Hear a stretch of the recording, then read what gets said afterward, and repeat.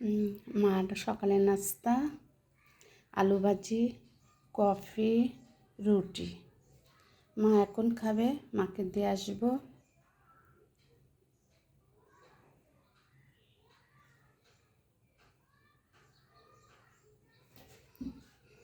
মা এখন খাবে, মাকে দিয়ে আসি।